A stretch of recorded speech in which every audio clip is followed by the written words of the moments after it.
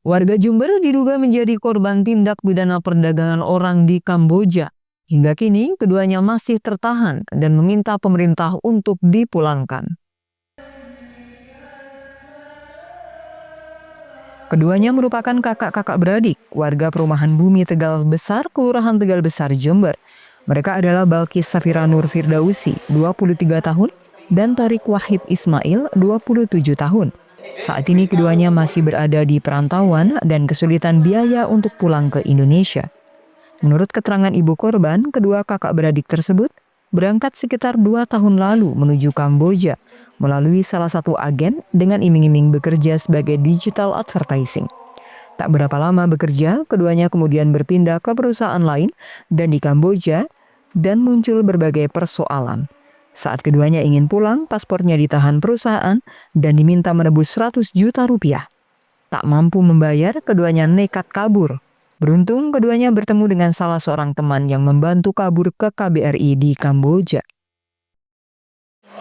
Keadaannya ya harus membayar denda itu Mas kalau bisa pulang ke Indonesia. Ada 2 opsi, kalau deportasi selama 6 bulan mereka harus cari biaya hidup sendiri. Kemudian kalau yang membayar itu, yaitu dendanya per hari itu $10. Sempat ada cerita ancaman Bu dari?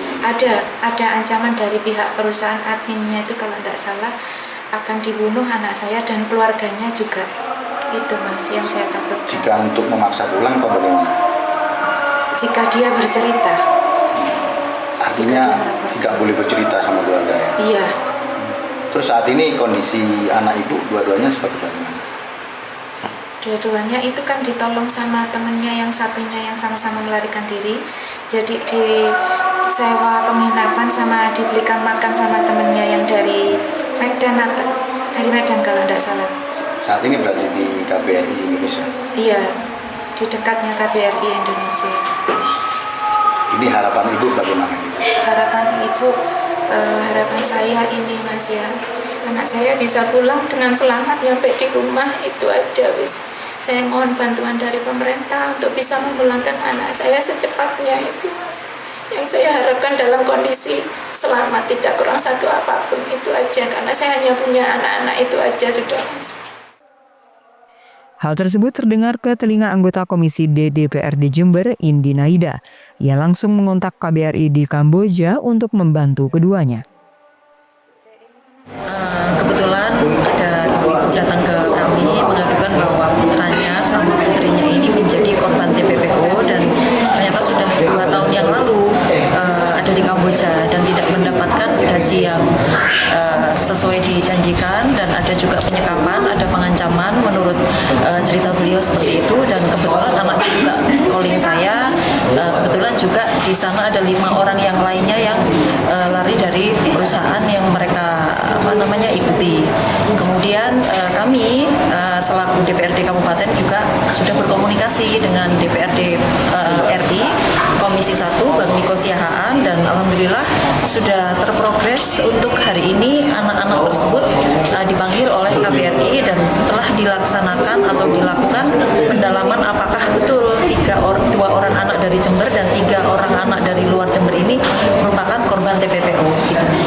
Sejauh ini komunikasi dilakukan dengan siapa saja?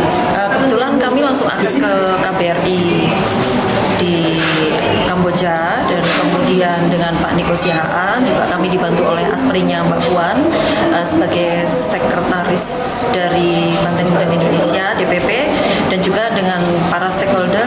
Kemudian kami juga akan melakukan upaya-upaya bagaimana bisa di-backup juga oleh Disnaker Provinsi, karena kami juga ada teman juga yang membantu kami di sana.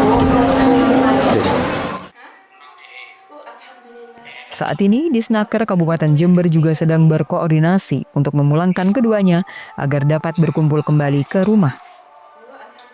Lutfi Kurahman, JTV.